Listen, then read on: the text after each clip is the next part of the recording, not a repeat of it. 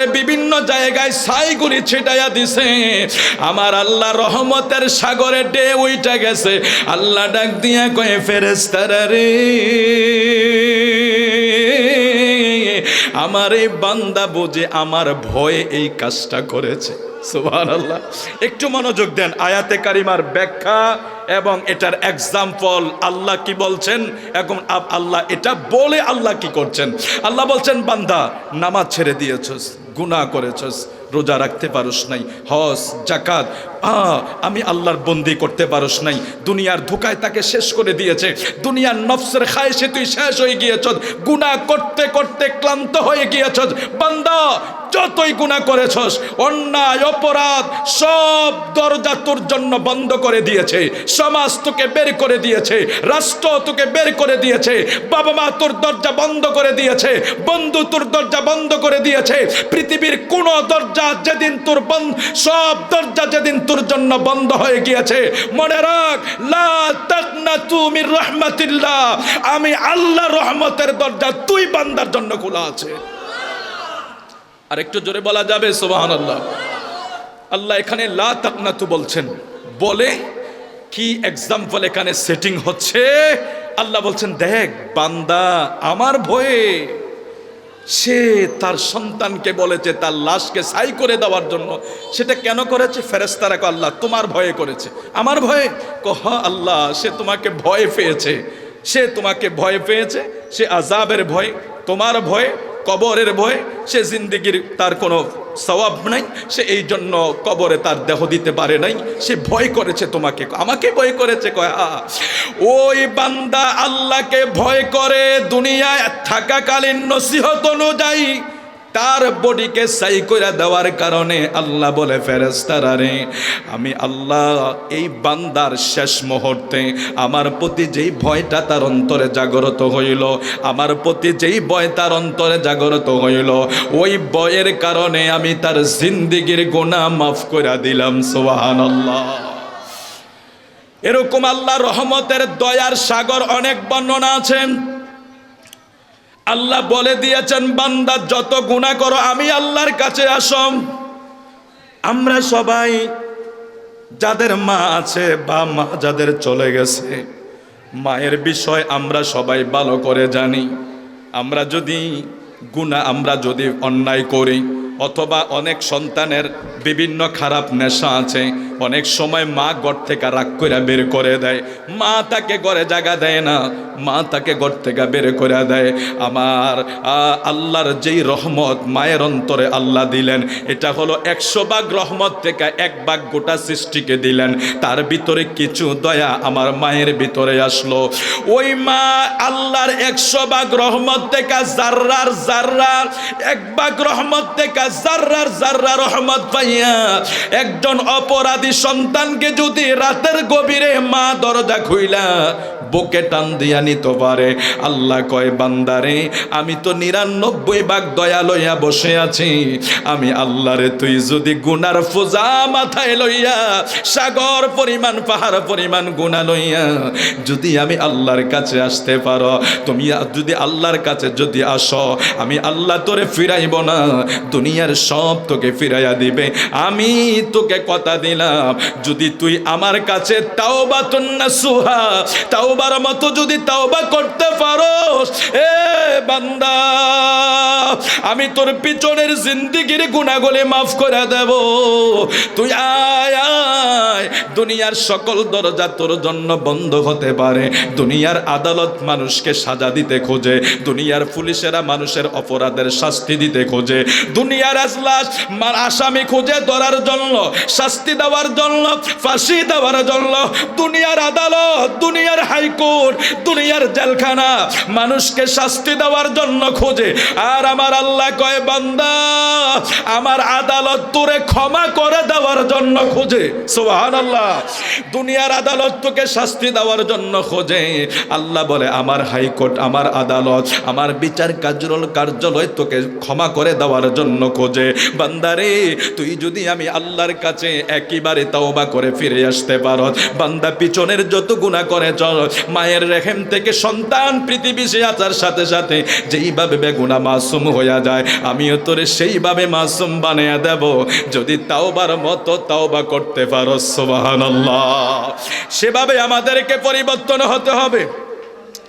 আর এই পরিবর্তনের জন্য প্রথম কাজ হইল ইন্নাস সালাতা তানহা আনিল ফাহশাই ওয়াল মুনকার। আল্লাহ বলছেন নিশ্চয় নামাজ এমন এক নামাজ যেই নামাজ মানুষকে অন্যায় কাজ থেকে বিরত রাখে। ঈমান আনার পরে বান্দার কাজ কি বলেন? ঈমান কথা কি বুঝেন না আপনারা? ঈমান আনার পরে বান্দার কাজ কি? আরো জোরে বলেন। আচ্ছা, আজকে এখানে স্বীকৃতি দিলে কালকে কি আমি হ্যান্ডকাপ লাগাবো মসজিদে যাইতে? না, ইসলাম এটা বলে নাই, হ্যান্ডকাপ লাগাইতে বলে নাই। বলছে সুন্দর করে মাধুর্যতার সহিত বলে দাও মানুষকে। ওরা যদি শোনে শুনবে, না শুনলে এটা যার যার ক্ষতি নিজেরাই করে নেবে। এটা কোনো বিষয় না। ইসলাম কাউকে জোর করে না, কষ্ট দেয় না, শাস্তি দিতে চায় না। আপনাকে বিনয়ের সাথে বলবে আপনি আসুন, পড়লে নিজের উপকার হবে। আমি বলছি আপনি আসেন, না আসলে কোনো জোরাজোরি চলবে না। এজন্য আপনাকে আগামী দিন হ্যান্ডকাপ পরানো হবে না, তবে স্বীকৃতিটা দেওয়ার দরকার। আমরা ইমানের পরে নামাজের দরকার আছে না নাই? আমি আশ্চর্য হয়ে গেলাম, এটা খাজা বাবার মাহফিল, গৌস পাকের মাহফিল। আমাদের ছেলেগুলাকে তো আমরা শুধু কেরামত শোনাই, গাউস পাকের জীবনীর আদর্শটা তো শোনানোর দরকার ছিল। আদর্শটা নারে তাকবীর, নারে রিসালাত, হুজুর কেবলার আগমন, হুজুর কেবলার আগমন, কুতুবউদ্দিন শাহিদি হুজুর কেবলার আগমন। এই এলাকার পক্ষ থেকে, কুমিল্লাবাসীর পক্ষ থেকে, 17 নং ওয়ার্ডবাসীর পক্ষ থেকে আওয়াজ করে বলুন মারহাবা। ইনশাল্লাহ হুজুর কেবলা চলে আসছে, অল্প সময়ের ভিতরে হুজুর হয়তো জিয়ারত সেরে স্টেজে চলে আসবে। একটু দরুদ শরীফ পড়ি, সাল্লাল্লাহু আলা আদ সাল্লাল্লাহু আলাইহি ওয়াসাল্লাম, সাল্লাল্লাহু আলা মুহাম্মদ সাল্লাল্লাহু আলাইহি। खल्क़ से औलिया, औलिया से रसूल, खल्क़ से औलिया, औलिया से रसूल, और रसूल से आला हमारा नबी सल्लल्लाहु अलैहि मुहम्मद सल्लल्लाहु अलैहि व सल्लल्लाहु अलैहि मुहम्मद सल्लल्लाहु अलैहि। अपने मौला का प्यारा हमारा नबी, अपने मौला का प्यारा हमारा नबी, दोनों आलम का दुल्हा हमारा नबी सल्लल्लाहु अलैहि मुहम्मद सल्लल्लाहु अलैहि। মনোযোগ, আল্লাহ বলছেন তোমরা নামাজ আদায় করো। আরেকটা কথা শুনে রাখুন, এই যে নামাজটা আমরা কন্টিনিউ মিস হচ্ছে না, আমার নবী বলছেন এক ওয়াক্ত নামাজ যারা মিস করে তার নাম জাহান্নামীদের খাতায় উঠতে থাকে। অর্থাৎ আপনি আসর মিস করেছেন, এই টাইম আপনার নাম উঠে গেছে জাহান্নামের খাতায়। মাগরিব মিস করেছেন, জাহান্নামের, আপনার নাম কণ্ঠনীয় উঠছে, আপনি মিস করছেন আর উঠছে। নজুবিল্লাহ বলবেন না? হায় হায় হায় হায়। হয়তো এখন বুঝে আসবে না, বলবেন তো কবরে গেলে, ওই সময় বলেও কোনো লাভ হবে না। তবে সবাই সচেতন হতে হবে। আল্লাহ কবুল করো, আমিন বলেন। আরো জোরে বলে আমিন। হাজিরিন, ঈমান আনার পরে বান্দার কাজ হইল নামাজ। হুজুর কেবল আসার আগে আপনাদের উদ্দেশ্যে এই গোলামের কিছু নসিহত, নামাজের কিছু ফজিলত সম্পর্কে বলবো। আল্লাহর হাবিব সাল্লাল্লাহু আলাইহি ওয়াসাল্লাম বলেন, আন আবি যাররিন আন্নান নাবিয়্যা, সবাইকে পড়বেন সাল্লাল্লাহু। ওবে পড়েন না, রাগ করতেছেন নাকি? ওয়াজকে অন্যকে ঘুরিয়ে দেবো নাকি? হ্যাঁ, বিরিয়ানির ওয়াজটা করে, এটা ঠিক আছে। গান, গজল, ওয়াজ, জিকির, এগুলি আপনারা শুধু আপনারা এখন আমরা নাচতে পারলে ভালো, কিন্তু এই নাচা যে একদিন অফ হয়ে যাবে আমরা বুঝতে পারতেছি না। আল্লাহ ক্ষমা করে দেখ, আমিন বলেন। আল্লাহ দয়াশীল, ঠিক আছে, তাই বলে কি আমরা গুনাহ করতে দেখবো নাকি? আল্লাহ ক্ষমা করে দিবি, আমরা ইমান রাখি, বিশ্বাস রাখি, মাওলার মতো দয়াশীল আর কেউ হবে নাকি? তিনি তো রহমান, রহিম রহমান নাম তোমার, আল্লাহ আল্লাহ। যাই হোক, পেয়ারা নবী সাল্লাল্লাহু আলাইহি সাল্লাম বলছেন, হাদিস মুবারাকা যখন পড়া হবে, আমার নবীর নাম আসলে মুহাব্বতে দুরূদ শরীফ পড়বেন এবং চুমা খাবেন। এই চুমা খাবেন, দরকার আছে না নাই? শর্ট করে বলছি, বনি ইসরাইলি উম্মত শুধু চুমা খাইয়া 200 বছরের গুনাহ মাফ নিছে। সুবহানাল্লাহ পরে কইেন। আর আমরা দেশের লোকেরা ফতুয়া দিয়া চুমা বন্ধ করে দিতেছে। তো আপনি যদি ফতুয়া শুনে বন্ধ করে, এটা আপনার কফাল, আমি বলি না, জোর করি না। তবে বনি ইসরাইল ঈসা মুসা নবীর উম্মত যদি 200 বছরের গুনাহ আমার নবীর নামে চুমা খাইয়া নিতে পারে, আমরা ওই নবীর উম্মত, ওই নবীর হক বেশি না আমরার হক বেশি? আমরা আমার নবীর উম্মত, আর উনি ছিল মুসা নবীর উম্মত। তাহলে আমরা যদি চুমা খাই, আল্লাহ আমাদের গুনাহ মাফ করবে না? আর আমরা ফতুয়া দিয়ে বন্ধ করে দেই, আর মুসা নবীর উম্মতে চুমা খাইয়া গুনাহ মাফ লইয়া ওলি হইয়া জান্নাতে চলে যায়। এটা মনে রাখবেন, এগুলি মনে রাখবেন। আমার নবীর নাম শুনে তাজিমের সহিত সবসময় চুমা খাবেন।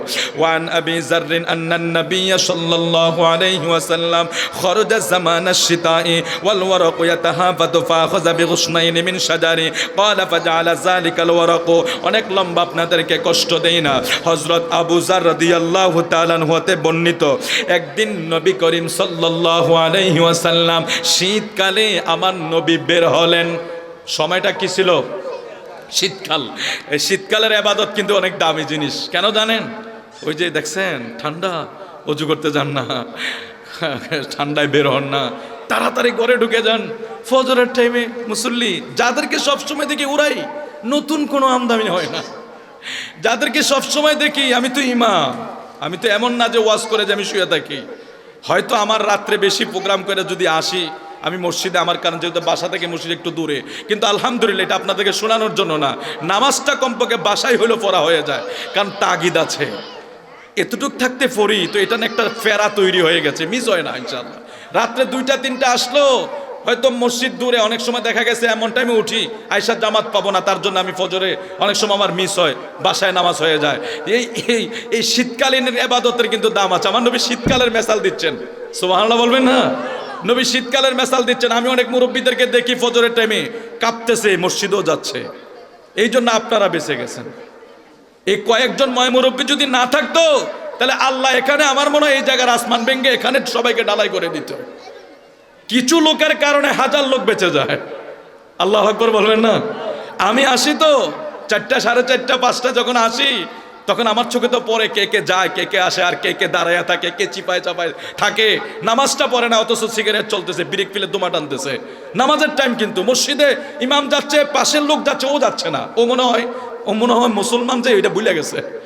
ও যে মুসলমান এটাও ভুলে গেছে। ও যে মসজিদে যাইতে হবে, ওখানে যে হাইয়া আলাস সালাহ বলছে যে নামাজের দিকে আসো, ও ভুলে গেছে। ভুলে থাকলে চলবে? আল্লাহ মাফ করে দেখ। তো নবী শীতকালের মেসাল দিচ্ছেন। হযরত আবু যার থেকে বর্ণনা, তিনি বলেন, আমার নবী শীতকালে বের হলেন। শীতকালে তিনি আবু যারের হাত ধরে নবীজি রাস্তায় বের হলেন। অতঃপর নবী আরাক মানে গাছের ঢাল ধরলেন। গাছের ঢাল ধইরা নবী লাড়া দিলেন। শীতকালের পাতা ঝরে না, শীতকালে গাছের পাতা ঝরে যায়, এমনি এমনি ঝরে যায়। তো রাসূল বলে, আবু জার বলছেন নবীজি গাছের ঢাল ধরলেন, আমাকে ডাকলেন, অতঃপর নবী গাছের ঢাল ধরলেন, গাছের ঢাল দইলা নাড়া দিলেন, নাড়া দেওয়ার সাথে সাথে গাছের পাতাগুলি ঝরতে লাগলো। আমার নবী আবু জারকে বলছে, আবু জার শোনো, যারা শীতকালে ঠান্ডা পানি দিয়া ওযু বানাইয়া শীতকে উপেক্ষা কইরা মাওলার হুকুম পালন করার জন্য যারা নামাজ আদায় করে, আমি যেইভাবে গাছে নাড়া দেওয়ার সাথে সাথে গাছের পাতাগুলি ঝইরা জমিনে পড়তে শুরু করছে, এ আবু জার শোনো, আমার কোন উম্মতেরা প্রচন্ড শীত উপেক্ষা কইরা যদি এইভাবে নামাজ আদায় করে, তাদের বডি থেকে গাছের পাতার মতো গুনাহ ঝরতে থাকে। হায় হায় হায় হায়, এটা হচ্ছে নামাজের ফজিলত। হাসরের ময়দানে আমার নবীজি বলছেন, উম্মত শোনো, উম্মত শোনো, হাসরের ময়দানে এই নামাজি ব্যক্তিদেরকে স্পেশাল আলাদা চিনা যাবে। মারহাবা বলবেন না? নবীজি আরেকটা এক্সাম্পল দিয়েছেন, শোনো, তোমরা দেখো তোমাদের বাড়ির সামনে যদি একটা ফুসকুনি থাকে, আমার নবী কিভাবে বুঝাচ্ছেন, তোমার বাড়ির সামনে একটা কূপ আছে অথবা একটা ফুসকুনি আছে, সেখানে যদি 5 বার গোসল করো শরীরে ময়লা থাকবে নি? সাহাবেরা কো হুজুর না, কথা কত মজা করে বলছে দেখছেন। আচ্ছা কেউ কি 5 বার গোসল করে? ও ভাই একবারে তো করে না, শীতকাল না। কিছুদিন আগে আমাদের এক মৌলবী ফতুয়া দিয়ে দিয়েছে, আপনারা গোসলের ডরে অনেকে তো বহু কিছু থেকে দূরে থাকেন। যাই হোক, এগুলি বলা যাবে না, বাচ্চা কাচ্চা আছে।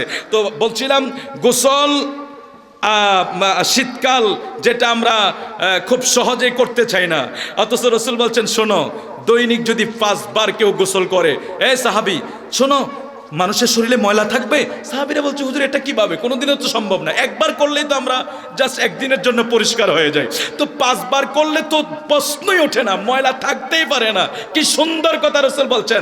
আমার নবী বলছেন, শুনে নাও, যদি তোমার বাড়ির ঘাটার পুষ্করিণীর ভিতরে 5 বার গোসল করার কারণে তোমার শরীরের ময়লা দূর হইয়া যায়, আর এমন ভাবে দূর হয় কোনো ময়লাই থাকতে পারে না, নবী কয়, উম্মত রে, তোমার বাড়ির পাশের মসজিদের ভিতরে যাইয়া 5 ওয়াক্ত নামাজ যদি জামাতে আদায় করতে পারো, 5 ওয়াক্ত নামাজ যদি জামাতে আদায় করতে পারো, ওই যেইভাবে ফুসকুনিতে কূপে 5 বার গোসলের কারণে শরীরের ময়লা বিন্দু বিন্দু থাকতে পারে না, তুমি যদি এইভাবে নামাজ আদায় করতে পারো, তোমার শরীরের কোনো গুনাহ আমার আল্লাহ রাখবে না। শুধু তাই নয়, আমাদের এখন একটা যুগ আছে আত্মহত্যা, ডিপ্রেশন মানে মানুষ বেশি চিন্তা করে না, আর এটার কারণে মানুষ আত্মহত্যা করে। কেন জানেন? মানুষ আমার নবীর ধর্ম থেকে, ইসলাম থেকে দূরে সরে, কেউ সাগরের পারে, কেউ ধরেন বিভিন্ন জায়গায় বন্ধু মহলে, আবার বিভিন্ন জায়গায় সে তার চিন্তা দূর করার জন্য অথবা কোনো দামি সিগারেট বা দামি কোনো ড্রিঙ্কস সে ব্যবহার করছে, কি জন্য? তার চিন্তাকে দূর করার জন্য।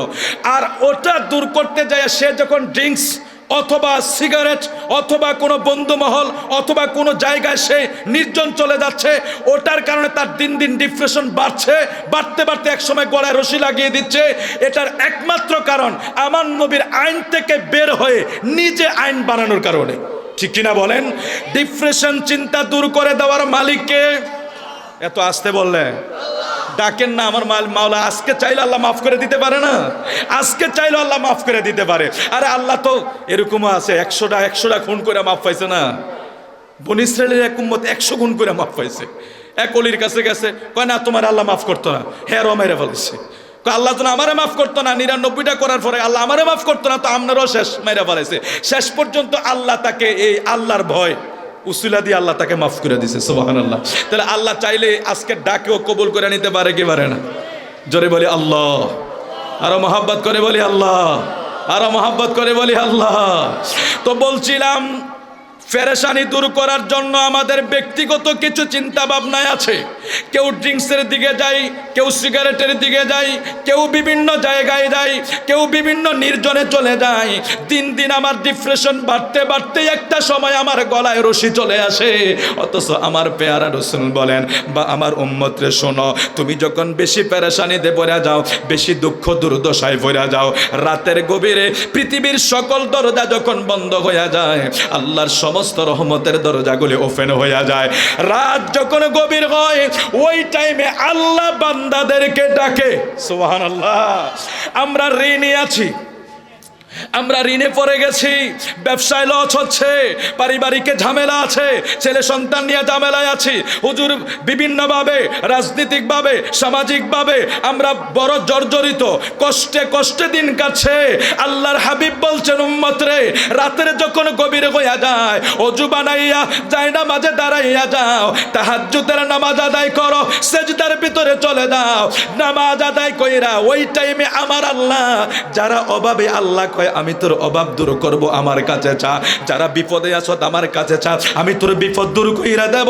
যার যত ঝামেলায় আছে আমি আল্লাহর কাছে চা, আমি সব সমাধান করে দেব। সুবহানাল্লাহ। পদ্ধতিকে পাল্টাইতে হবে, ঠিক কিনা বলেন? পদ্ধতি পাল্টাইয়া যদি আমরা ধর্মের দিকে চলে আসি, আমাদের গলায় রশি ঝুলবে না। আপনি পেপার পত্রিকা খুলে দেখেন, ছোট্ট ছোট্ট ছেলেরা আত্মহত্যা করে। তবে কি আজীব কাণ্ড বিষয় নিয়ে বলি, কেন করে? সে আমার নবী থেকে বের হয়ে গেছে। অথচ আমার নবীর একটা শিক্ষা আছে যে সর্বপ্রথম তোমাদের বাচ্চাদেরকে হব্বুন নবী সাল্লাল্লাহু আলাইহি সাল্লাম, নবীর মুহাব্বত শিক্ষা দাও। আজকে আমরা দিচ্ছি বাবা না, প্রথম নবীর মুহাব্বত শিখতে হবে, তাইলে তার ভিতরে রহমত ঢুকবে। আর সেটার কারণে কখনো সে বাবা মাকে গালি দিবে না, কখনো বাবা মাকে গালি দিবে না। সময় খুব স্বল্প, নামাজ দরকার আছে না নাই?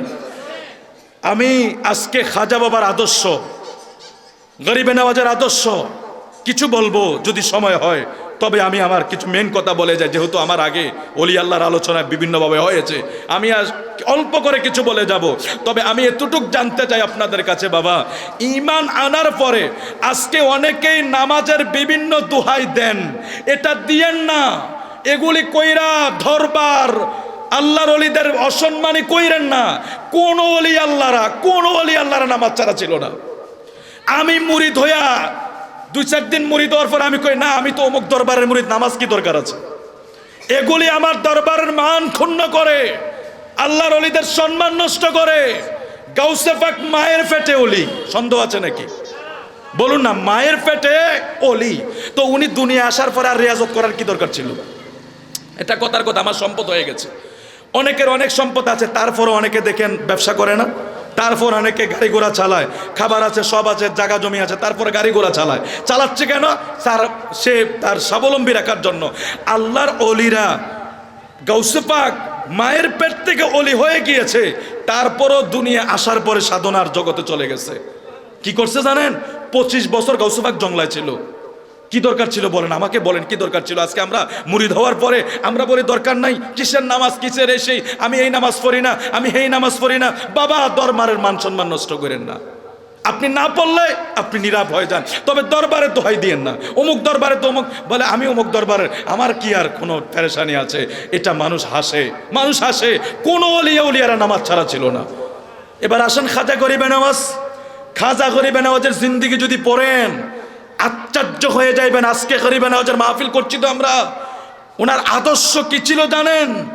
টুকরা টুকরা কাপড় তিনি রাস্তার থেকে কুড়াইতেন। গরিবে নওয়াজ অথচ হিন্দেল ওলি, 90 লক্ষ হিন্দু যার হাতে মুসলমান হয়ে গিয়েছে, যার চেহারায় দেখে মানুষ মুসলমান হয়ে যাইত। খাজা গরিবে নওয়াজ কি লোক, কি আলিশান, অথচ টালিওয়ালা জামা, টুকরা টুকরা কাপড় টুকাইতেন, তালিওয়ালা জামা পরতেন, সপ্তাহের পর সপ্তাহ রোজা রাখতেন, 1 সপ্তাহ পরে মাত্র কিছু সামান্য রুটি দিয়ে ইফতারি করতেন, বছরের পর বছর রোজা রাখতেন, রাতের পর রাত নামাজ আদায় করেছে। ওলি আল্লাহর দরবারে সময় দিতে দিতে শায়খ কিরমানি, একজন ওলির কাছে উনি সহব্বতের জন্য গেলেন। শায়খ কিরমানির কাছে, আহমদ উদ্দিন কিরমানি, কিরমান ওনার শহরের নাম, আর আহমদ উদ্দিন ওনার নাম। তো খাজা গরিবে নওয়াজ হিন্দুস্তানে আসার সময় কিরমানির কাছে গেলেন। কিরমানিকে গিয়ে দেখলেন উনি খুব চুপ, নীরব, নিস্তব্ধ, দুর্বল। গরিবে নওয়াজ সালাম দিয়ে জিজ্ঞেস করলেন, বাবা আপনি এত নীরব কেন? আমি শুনেছি আপনার অনেক নাম, আমি শুনেছি আপনি অনেক উঁচু মানের ওলি, কিন্তু আপনাকে দেখে বড় পেরেশানি হচ্ছে, আপনাকে দেখে পেরেশানি মনে হচ্ছে। আপনি এত দুশ্চিন্তায় ভুগছেন কেন? আপনারা একটু মনোযোগ দেন। শায়খ আহমদ উদ্দিন কিরমানি খাজা গরিব নওয়াজকে বলছে, এ মঈনুদ্দিন চিশতি শোনো, আমি আমার বন্ধুদেরকে নিয়ে একদিন কবরস্থানের পাশে বসা আছি, কবরস্থানের পাশে বসা আছি। তো আমরা হাসি করতেছি, ঠাট্টা করতেছি, আনন্দ করতেছি। এমন সময় কে যেন আমাকে ডাক দিয়ে বলছে, এ আহমদ উদ্দিন কিরমানি, তোমার পাশেই কবরস্থান, আজকে তুমি মারা গেলে এখানেই তোমাকে শোয়ানো হবে, অথচ পাশের কবরস্থান, তুমি হাসি ঠাট্টা করছো। শায়খ কিরমানি বলে, মঈনুদ্দিন, ওই দিন থেকে আমার ভিতরে যে ভয় ঢুকেছে, আজ পর্যন্ত সেই ভয়কে আমি কাটাইয়া উঠতে পারি নাই, অথচ তিনি অনেক বড় জবরদস্ত ওলি। সুবহানাল্লাহ। খাজা গরিবে নওয়াজ বেশিরভাগ কবরের পারে সময় দিতেন। এটা ছিল খাজা বাবার আদর্শ। আর আমরা মসজিদে যাই না, জিয়ারতে যাই না। একটু উরুস আসলে নবী বকশীর দরবার জিয়ারত করবো নাকি? একটু উরুস আসলে গাজীপুরিতে যাবো বা কানাইর সাথে যাবো। অলি আল্লাহর দরবার জিয়ারত এবং নামাজ, এগুলি আপনার সিনাকে পরিপক্ক করে দিবে। খাজা মাইনুদ্দিন চিশতির উরুস হচ্ছে আজকে, দরবারেও হচ্ছে, গোটা বিশ্বে হচ্ছে, আমাদের দেশেও হচ্ছে। অথচ ওনার আদর্শ হলো, উনি কি করতেন? কবরস্থানে বেশি বেশি সময় দিতেন। আবার আরেকটা আদর্শ ছিল, খাজা গরিবে নওয়াজ তো সফর করে এসেছেন হিন্দুস্তানে মদিনা থেকে।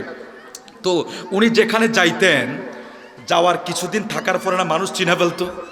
ধরেন একটা কথা, কুতুব বাবু হুজুরকে আমরা এখন চিনি, এই জন্য আসলে আমরা হুজুরকে ঘিরে ধরি না, বা শাহপুর হুজুর আসলে আমরা ঘিরে ধরি, কি জানো? হুজুরকে আমরা চিনি, আমরা সম্মান করি।